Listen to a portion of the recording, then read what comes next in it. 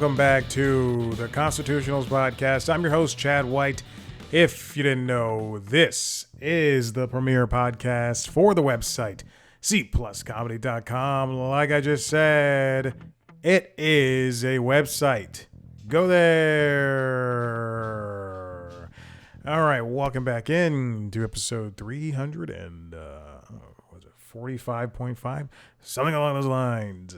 I'm your host, Chad White. As I previously said, here we are at a doozy. We are 6 days away from the anniversary of C Plus Comedy, which is great to be 12 years old. It's wonderful. Typically around this point every year, most of the time throughout the year, I'm denied interviews with people.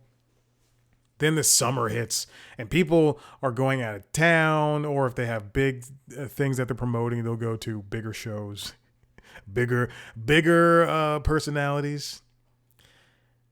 But usually around this time every year, thankfully, knock on wood, I get somebody who is enough to celebrate. And everybody, and look, I'm not saying that people aren't enough to celebrate here, usually, but it's good to have somebody who I can look at and go, I'm proud. And again, I'm proud to have everybody here, but this is great.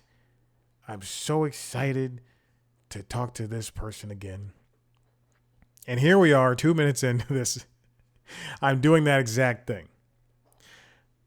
We have, as you can see from the title of this episode, a very special conversation with, I'll say it, friend of the show, Josh Gondelman. Now, this is the second time we've spoken to, the second time that we have spoken.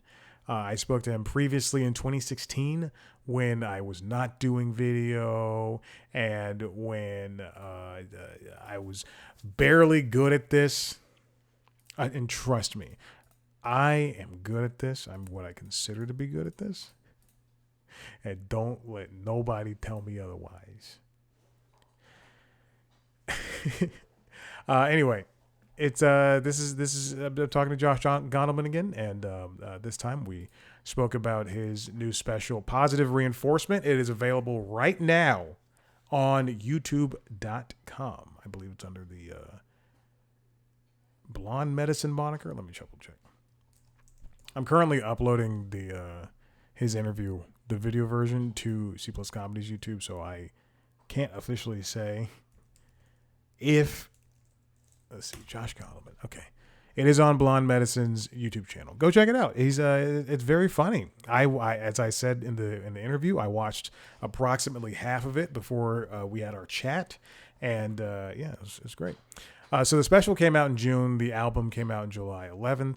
And it's just, he says in the middle of the interview, he says in the interview that I think it's towards the end, he says that he wanted to do a special where it wasn't, considered, we talked a lot about content. So we didn't want to, we talked down about the word content and how we're just making art, we're just people out here making art. But he wanted to make a special that was funny where you can share it with your cool parents or your cool kids, and where you didn't have to say jokes like, hey, remember Furby? Things like that. He and I share a lot of similar views on comedy, which is wonderful. It's great. It's great to have somebody finally say what needs to be said. Positive Reinforcement. We also talked about his wife's new book. They were touring roughly at the same time, which is great. I'm going to go ahead and give that a plug. Why not? The book is called, let's see. Oh my goodness. Is that okay? So that is his wife's name is Maris, and her new book is called I Want to Burn This Place Down. Check it out. I love the title. It talks about her life and everything. She gets a free plug here. So that's great. Anyway, Positive Reinforcement. Check it out. Blonde Medicine's YouTube channel. On Blonde Medicine's YouTube channel. I don't want to get rid of the where it is. You may remember Josh from his great work on Last Week Tonight. He's also a stand-up comedian. And apparently, he was the co-creator of the modern Seinfeld Twitter account. I definitely remember that. That's wild. I often think back to the days when Twitter was fun, and when we had Vine. Oh, remember Vine, the pre-TikTok, like before, like people weren't trying to be famous. Things were just, like things would just happen. Oh, mon dieu. Anyway, I don't know why I'm thinking about those things. All right, so if you want to check out the special, you should. Josh Gondelman, you can find him online at Josh Gondelman on Instagram. Find him on Facebook, Josh.Gondelman. Find him on TikTok at Josh Gondelman. And Blue Sky at joshgondelman.bluesky.social. You should check out the special, and I really do mean that. You should check out the special, because usually I don't. You should check out the special, Positive Reinforcement. Watch it on youtube.com/blonde medicine, or listen to it wherever you get your comedy albums. And check out I Want to Burn This World Down, I believe that's what it was called, by his wife, Maris. If you want to see a video version of this interview, go to youtube.com/C plus comedy, where you can see me talk to other famous people. You can also subscribe to the other podcast, Late Night Lately, the Late Night Show, and LinkedIn Logs, wherever you get the Jobs Podcast, wherever you get your podcast. Follow us on social media, Instagram, TikTok, and Blue Sky at C Plus Comedy, me at Chad Black White. Now, here he is, Emmy-winning writer and comedian, friend of the show, Josh Gondelman.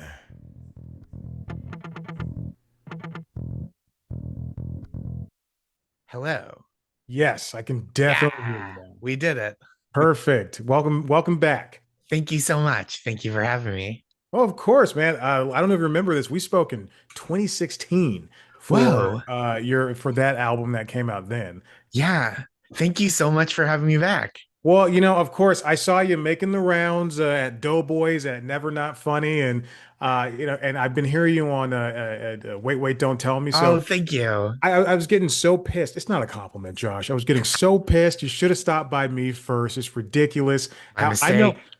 Look, I may not be as famous as Mike Mitchell. I might not be as charming as Jimmy Pardo, but damn it, Who I'm pretty. is? Exactly. I'm pretty good. Let's do it. I'm so excited. Thank you so much for having me on. I really appreciate it. Yeah, no, man, of course, and congratulations on this new special. I watched approximately half of it, and Right on. it's great. It looks really good. You're Thank you. really funny, and I just appreciate just good jokes and good joke telling. Thank you so much. Yeah, I mean, the look of it is such a testament to Chris Werner, who directed, and Russ Swanson, our DP, and Mark Newell, who was the production designer. It's just like a really, really great team, and like the whole crew, camera ops, and everyone was just so great to work with. And it was really like, I don't know, kind of a thrill to get to bring Chris on, who's an old friend. We worked together at Last Week Tonight, and then have him put together this just like super team of amazing New York City production people. Robbie Fernandez from Moxie Pictures, and like Dom and Jess and Craig and Steven on the label side. Like I'm just naming, it's just like liner notes, but I'm truly so grateful that like so many people took time out of their busy schedules to work on this project with me. And that's good too, because when we more often than not in the last couple of years, we've seen everybody go to Netflix and go to Hulu, Yeah. and it just seems kind of unfair that they get those. Not they as in the comedians, but they as in the streamers have these big venues for comedians, and then it's just kind of a passing thought. But Mhm. now, if you are a comedian, you can kind of quote unquote self-publish your project to YouTube, or you can self-release it to Patreon or whatever, Yeah. and it feels like it's a more lasting, more permanent thing. Yeah, I think it's nice to not feel, obviously there's benefits to working with these giant platforms, but I Mhm. do think one of the benefits of having gone straight to YouTube is that like we get to control what happens with it. They like there's nobody that like makes it disappear after a couple years if it's not Yeah. performing well, or or if they just are like, oh, we're going in a different direction. So we can do whatever we want with it. And I feel like even more than, because everything's so digital now, Mhm. I sound like the oldest man in the world, but like everything, everything is like digital files that you can have on your computer when you're making something and working on an edit. And at least now people are able to like get their own old stuff and mostly have like chopped it up and used it on social, or maybe have even released it themselves. But I feel like there's so much old stuff because we all think about like Netflix and HBO Max and Hulu being these big and Amazon now being big platforms for stand up. And it used to be just there were so few specials in total because like Yeah. the control over production and distribution just like wasn't in the hands of the comics. Yeah, it's kind of good and bad in the position that we are in right now. Yeah. Also we're both born in the late 1900s, and but like it's when I think back to the early 2000s when I started watching comedy and I saw Yeah. Bigger and Blacker for the first time when we had Hell yeah. a free HBO stream weekend. Hmm. And then like comparing to now where I could turn on any comic who's been around for 2 years and who Yeah. hasn't really gone through the ranks of comedy. It's kind of fascinating to see who is truly ready and who is not. And it's kind of like, when I go to the gym, sometimes if I'm doing something new, I'll have to watch a video and Hmm. I'll see like how do I do, a hang clean snatch. And so I have to watch a video for that multiple times before I get it under control. Sure. Whereas I wouldn't be recording that the first time myself, like literally on the first rep, and then putting it out on the internet. So why would somebody who's doing comedy for the first time want to record their first 5 or 30 minute set that they have done and then they Yeah. put it out and they get shit on because it's not ready. It's really a tricky place to be, I think, like for people who are new, because there's so much incentive to share work and to be distributing new work all the time. And I think before people really have their feet under them creatively and stylistically, and even like in terms of being a person who knows what they want to say on stage, never mind how to say it, right? Like what are the kinds of things that I feel good saying and putting out into the world. There's just so much pressure to like get it out there even if it Mhm. is like almost nothing. And so I think like it is a really interesting place because on one hand, when I started stand up in 2004, there was so much prevailing wisdom of like, you don't, even when like YouTube started in 2006, there was no thought that you would just like record an hour and put it on YouTube, right? It was Yeah. like, oh, don't do anything until you're ready, keep your powder dry, hold your cards close to the vest, and then take the big swing at like, if you have 5 minutes that you love, try to get that to the booker for the Tonight Show or for Conan. And now it's like, oh, actually, if I put out this minute and a half long clip tonight that was about something that happened yesterday morning, maybe I've gone viral and like gotten hundreds of new followers by tomorrow morning. And so Yeah. it's like the incentive structure has totally changed.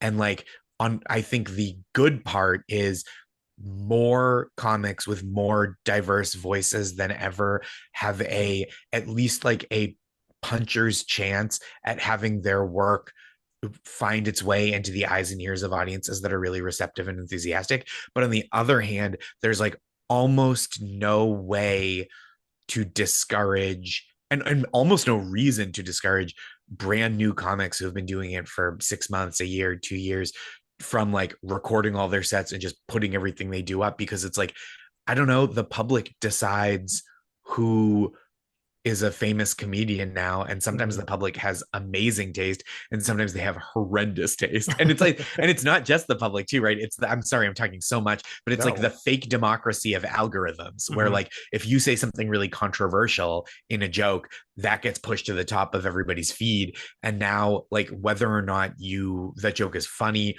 or has good structure or is unique, because people are fighting in the comments, then now that is like in the ether and in the zeitgeist. And I think like a that's like a pretty new phenomenon. And I don't think it's like always good. Yeah, I totally agree with that. I mean, to piggyback off the algorithm thing, Yeah. I'm finishing today is literally the last day. I'm working with a contract at a website. It's a very bad entertainment news website, and they are like strictly SEO. They don't have Yep. social media. They were like, no, we hired you for SEO. Oh I wow. come from the news and television world. I've worked Mhm. at NBC, I've worked at Weather Channel, and just like a lot of places. And those they're established entities, but then coming to this place and just like quite frankly, just being like, yeah, I'll take the contract because it's money coming in. Yeah. It's crazy to see how they just want you to write a story about an HGTV host posting about their baby on Instagram to Yep. make 400 words out of that versus I wrote about Big Brother over the course of July before the new season started 10 times and they were all over 1,000 words and it was just like a very fun articles that did not do well and then these Sure. HGTV things get thousands and thousands of clicks and I like literally some of those Big Brother things got like 100, 200, 300 clicks. Wow.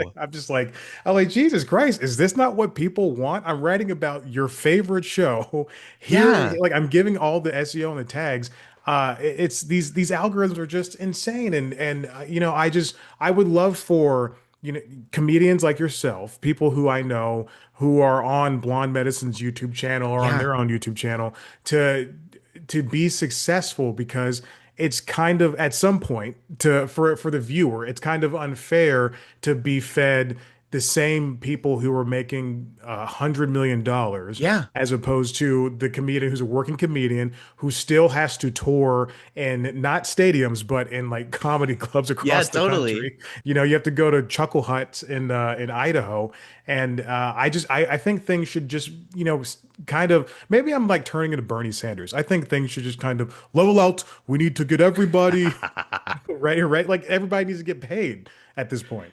Yeah, I think so. And it's like I don't blame it's like, it's just bitterness to be like, it's the famous comedian's fault, which I don't think it is. I think it is like the way that social media and algorithms have changed the incentives for and changed like what is asked for of writers, performers, people who make art and make entertainment. It's just like really change it. And I think again, I don't want to sound like the old man yelling at cloud computing or Mhm. whatever, but I do think that there are drawbacks. And I do think that it is like not super healthy for an emerging artist to come of age artistically in an environment where like the wisdom is just like, yeah, post everything you've ever done. And if it generates controversy and friction, that's what's good rather Yeah. than like learn a craft and maybe like what you have isn't ready to be shared widely yet. And I don't mean it in a gatekeeper way, but I just think it like can stunt your artistic growth when what you're doing is courting likes and views rather than like the response of a live audience when you're a live performer, if that Yeah. makes sense. Like, I do think getting laughs in a room is like kind of its own discrete skill that Mhm. stand-up comics have to get good at. Even if they have a following, they still have to get good at that part. And so I think like that to me was always the the part of the part of it that resonates with me still wasn't the like, wait your turn, it's not your turn yet, but rather the like, hey, don't go out over your skis and like work really hard. And when you have something you're really proud of to share, then maybe it's time to start like emerging out into the wider world versus like the idea of I just like it makes my stomach turn when people just call everything content and it's like Yeah. call it what it is. It's comedy, it's sketch comedy, it's like um entertainment, it's talking head, Mhm. pieces, but like just flattening everything to content, it just makes it sound like, I don't know, there's a bag this big and you have to fill it up with something. And so it doesn't matter what it is. And I just like that just makes me squirm. Yeah, it's like going to one of those big candy stores, and then Hmm. just you're just filling it up. There's some Skittles, there's some gummy Yeah. sharks, there's all that stuff. And yeah, the content can't be a catch-all word for everything. You can't say like even though I just did kind of take down the streamers, you can't just go to Netflix and say this is content. Like no, Right. this is Happy Gilmore too. You know, Yeah. It's a it's movie. yes, people worked hours and like years on this. You can't Yes. just. I'd rather you call it shit than just like Absolutely. And I don't anything. think everything is good. Yeah, Like I don't yeah. think everything everyone makes is good, certainly. But I do think like giving it the dignity of being like, oh, I hated this movie. Like this Hmm. movie didn't move me, rather than just like, I don't know, I sat in front of my TV and I watched content for 3 hours. And it's like, oh, like I don't know. It just and maybe that is an old man opinion, but I do think I'm like it still feels like a worthwhile windmill to tilt at as long as there's still like an entertainment industry and people making art that they're really proud of. It's not like you know it's not just sandbags. Hmm. Like it's not just filling a bag with something heavy that you can weigh something else down with. Like this is like people really think about this and make it. And obviously there's always been work that is more populist, work that is more niche, work that takes more effort, work that is like a little more quick and dirty. And I think that, like that's certainly those gradations. I'm like happy that they all exist, Yeah. but to just flatten everything into like Citizen Kane and a TikTok of like someone like spending hours editing like outfit of the day for an entire Hmm. year and a 3 second video of like someone like looking at their shoe after they just stepped in dog shit is Yeah. like not the same. And it's like wacky to me to use the same word for all that. Yeah. I didn't. I saw it together yesterday, and I didn't walk out of there going, "That was a good piece of content." I saw. Right. It's insane. Right. And it's not just video, right? It's like it's writing. I think like you were talking about the difference between doing SEO posts that are just there to like draw in traffic and then really going deep on something. And it's like, I don't know, I still love to read things like that. I subscribe Yeah. to so many newsletters because I love writing and I love reading what interesting writers think about when they're kind of left to their own devices and get to chart their own course. Mhm. And I think to like make everything for like the way to thrive is just to be doing as much as possible that is like hitting as many keywords as possible. And Yeah. like that can't be what everyone's doing. It's always been what some people would do. And you go, Mhm. all right, that's fine. They're like playing a different game. But now it feels like there's the people at the top with the money. And this is not about stand-up booking, obviously. Like the Right. Hulu roster, I think this year is like some really many really spectacular comics, a lot of friends that are wonderful and whose work I'm so excited to see on this big platform. But it feels like the people with the most money and that run these giant conglomerates don't care that anything is good. And in fact, like good is in the way of the real goals, which are like fast and abundant and keywords. Yeah. Yeah. What two things about that. What I appreciate about at least for Hulu is that they're not doing, 20 or 30 specials this Yeah. year. It seemed to be kind of cherry picked. And Mm-hmm. especially when we get to Atsuko's, it Yeah. was Atsuko's so great. She's so funny. yes. Wonderful. Yeah, yeah, that was I had to day not often it's not often that I sit down day one and watch Yeah. something. That was a day one event for me where I sat down, I turned it on, and I Yep. just watched it all the way through.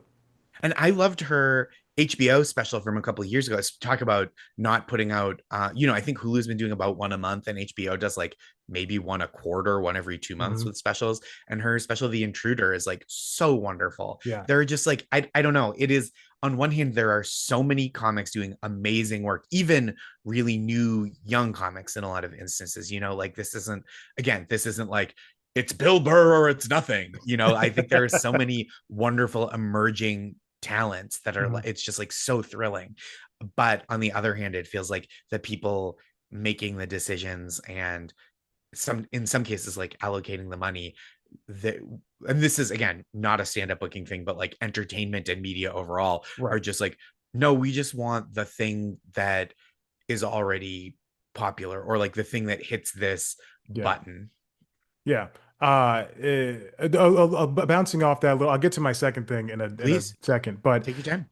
Josh Johnson is Love Josh Johnson. Yeah. he's one of the few that can post something that's very pertinent to the time Yeah. and it works and it's like 20 minutes of Yeah. something and it still works. And It's I great. want to drop that in. Yeah. I think that's so good. Josh is one of those people that's like, he's been working forever, and, or, not forever ever, but like he's been working for years and just Mhm. getting so good, and working at the Daily Show and touring and doing stand up around New York City. And then when he has been posting those like long form topical comedy sets, like, or slices of comedy sets, Yeah. and it's so cool. And like, I hope that almost no one follows his lead, because I think he's like exceptionally talented and exceptionally capable of this kind of thing. But like, I hope we don't get a gold rush of people going like, I get it. People just want me to Hmm. talk for 30 minutes about the Diddy verdict. And it's like, not you. We want Josh to do that. Yeah, yeah. It's when I saw the headline, what was it, like 2 Fridays ago,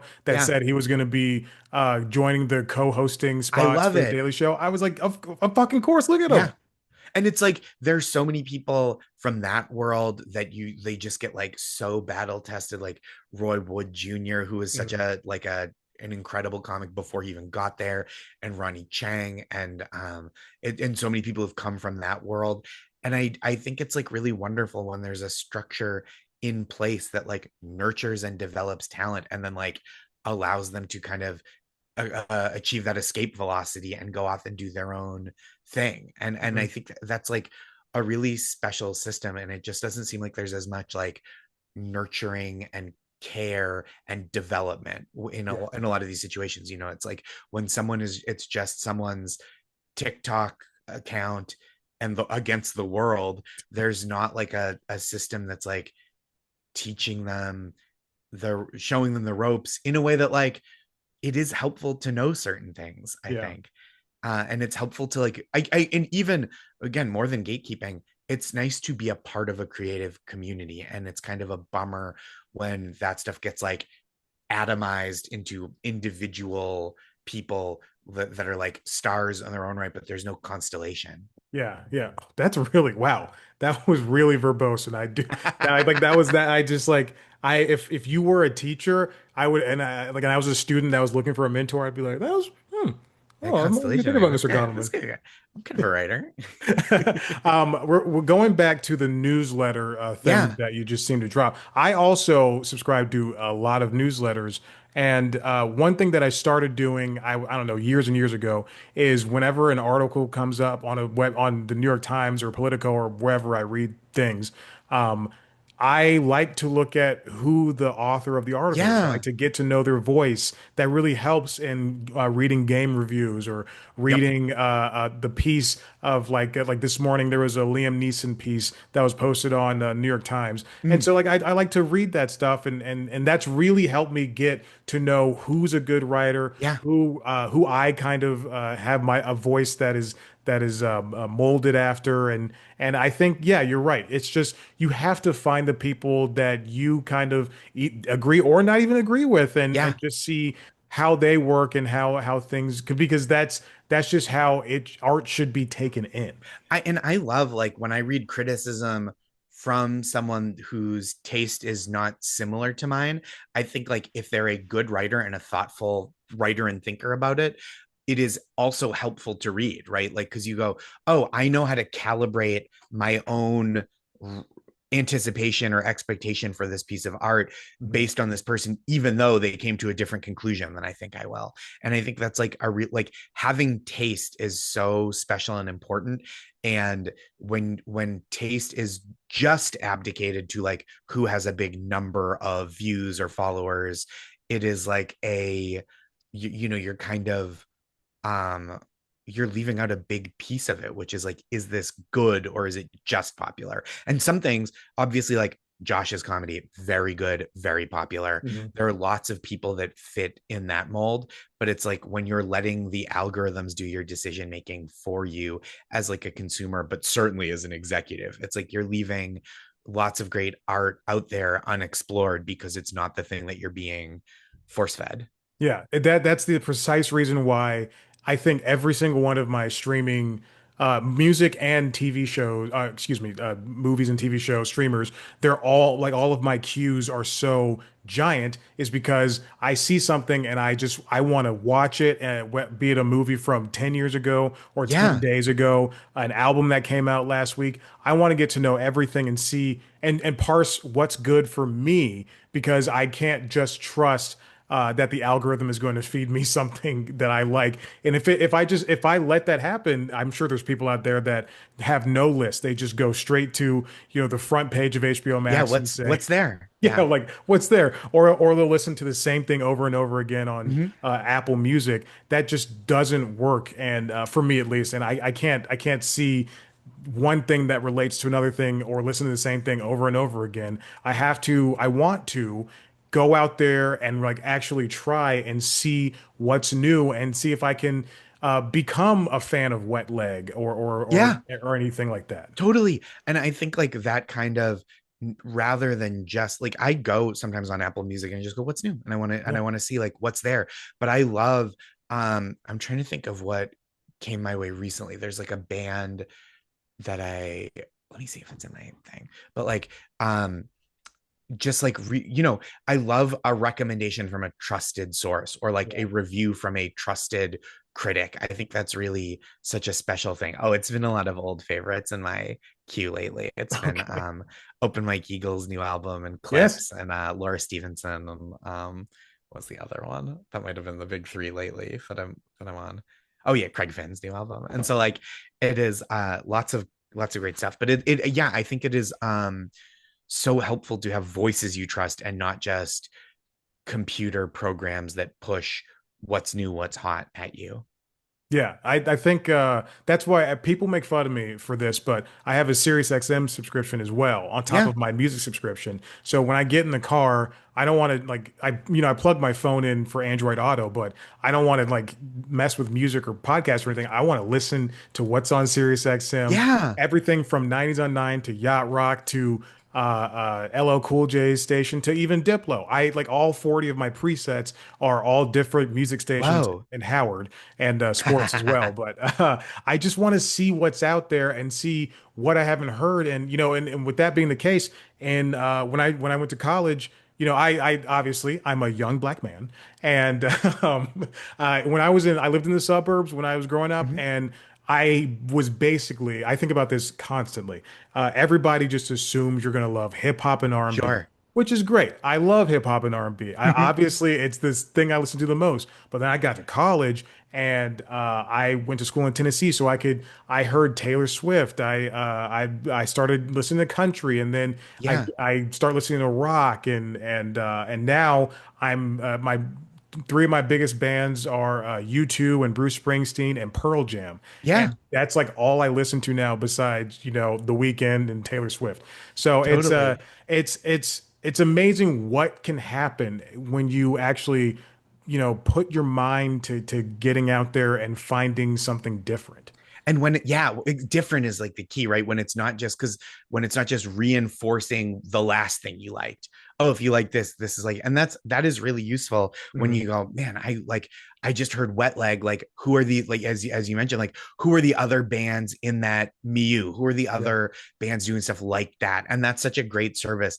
But you also it also keeps you in that groove, and you're not going like, oh man, I didn't even realize that Tyler the Creator put out two new albums in the last year because Yeah. they're giving me just indie rock lately. Yeah, and I'm so glad to be on top of things because when I saw Tyler put that album out, I was there like minute one and I listened to it at Yeah. the gym and it was fantastic. I like it more than the last one, and I love the Ooh, last. I really like the last one. I haven't spent enough time with the new one yet. Yeah, I like the last two too. I liked was it Chromacopia and Call Me If You Get Lost. I really yeah. loved. Yeah, there I it's he's such a great artist that really transcends the genre of hip hop because I think he's making like a lot of people in that genre just look bad. Everybody's coming out like Lil Baby and Dirk and everybody else. They're coming out and just coming out with the same stuff over and over again. But he is like the rapper artist from the '90s, the Common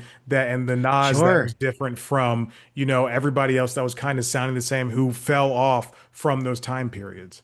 Yeah, I love seeing an artist who is like willing to experiment from record to record. And I think like the sacrifice of that is you don't maybe love every record equally, Yeah. but the like upside is you just don't know. You're like it's always a thrill to see what the next project will sound like. Yeah, it's like well, just likening this back to comedy. Mhm. The John Mulaney's Everybody's Live, Yeah. that first iteration with Everybody's in LA and then turning it to Everybody's Live. I think that show could have found, Netflix just released their numbers and that show did not do well, but Yeah. that show could have found such a great niche, a little pocket of comedy Yep. culture if they did a better job at promoting it and what it was and like really just what that show has is like it doesn't have a YouTube channel or its own social platforms to thrive on in the same way that Conan and Colbert and Seth Mhm. Meyers and everybody else does. And I just wish that they would have started a YouTube channel and cut up clips and just put out just different clips Right, all the funnel time. people back to the show itself, right? I think there it's so funny because I think people's creative work is like more than ever disembodied from itself.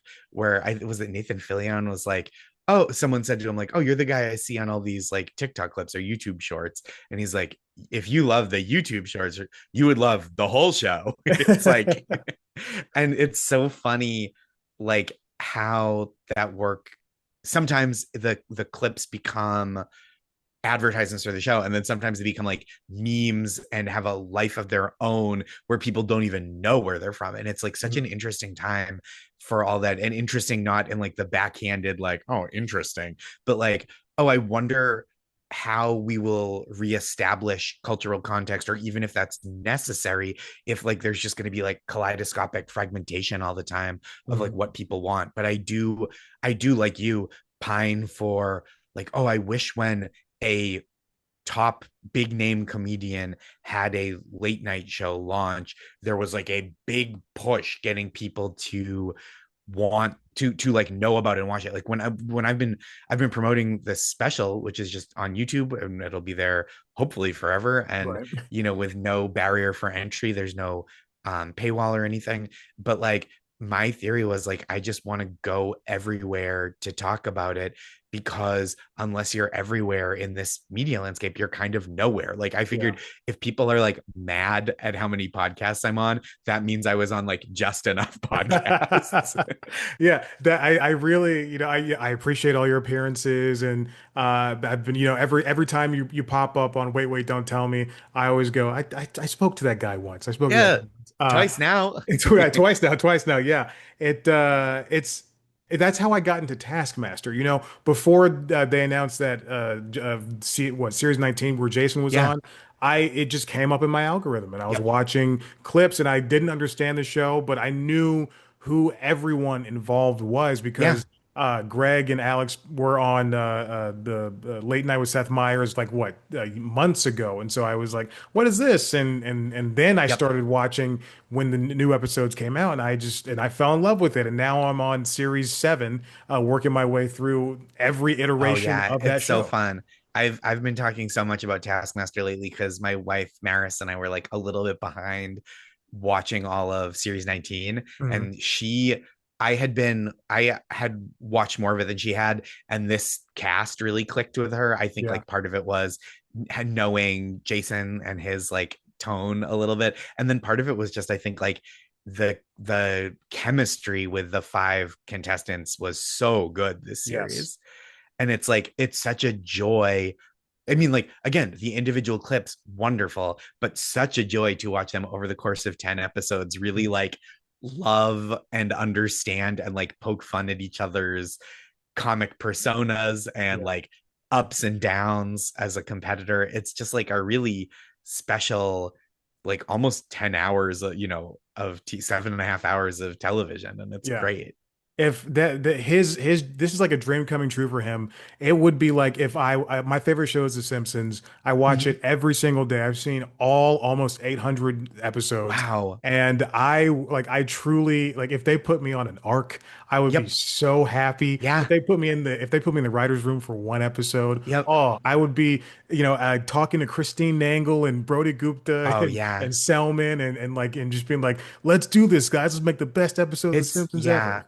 it's like really nice, and that kind of like working collaboratively and things getting to be institutions is really special, especially when the institutions are like malleable and grow and change and adapt and um modulate with the times. I think is like such a gift when you can see that, and then like welcoming in new voices. That's like, I don't know what's better than that, you Yeah. know?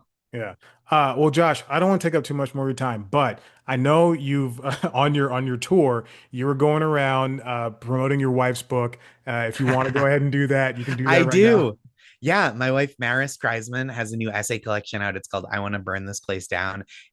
She's such a great writer, such a great essayist, really smart and funny and like unflinching and compassionate. And it's just like the way she has been describing it is like kind of a like friendly, welcoming face for people who are having kind of a broadening and expanding political awareness, and like who maybe in the 90s or early 2000s were like, I vote for the Democratic candidates every 4 years when they're up for the presidency, and then I show up for the midterms to vote for Congress, but I don't think too much about it, I just vote D. And like Mhm. people who feel that way but are like, oh, I think we can hope for more out of it, not like, not just, oh, party politics, but like what politics and government can do for people is so much more than we're letting ourselves imagine and aim for. And I think that's like a really beautiful ethos. And she writes a lot about having living with diabetes and stuff from her childhood, and like the public she's worked in the publishing industry for forever, so it's just like really fun. It's not just all dry political stuff, it's like really beautiful, wonderful personal essays, and she's very kind to me in the book as well, which is nice. That's a good way to promote some content. I really appreciate it. Well, Josh, thank you so much again. This has been fun. It's great catching up with you Such a and hearing blast. you're a very funny guy and good luck. Hopefully this, does exactly what you want. This Thank special you. is the positive reinforcement, right? The positive Yeah, positive reinforcement machine. reinforcement. I Yeah. just hope people find it and enjoy it. And like, I'm so pleased to have worked with such a wonderful team, so grateful for their efforts. And I just hope I did their work justice as well. I think like it is a very warm and friendly hour of comedy in a way that like I think a lot of people are kind of turned off by how um cruel comedy can be at times. And I wanted it to be really like warm and inviting, but also about something real, and not just like, remember Beanie Babies, those were weird, for like an hour, there's enough of that kind of stuff in there, Yeah. but I do really want it to feel like human and real, and something that like I've been saying, you can watch it with your parents if you have cool parents, you can watch it with your kids if you have cool kids. It's just like, I really want it to be a place that people can go to enjoy themselves for an hour. So thank you so much for having me on to chat. Of course. Yeah. I'll see you next time. And of course, again, good luck with both the book for your wife and good luck with this. Thank you. All right. You have a good one. You too. Bye. Bye.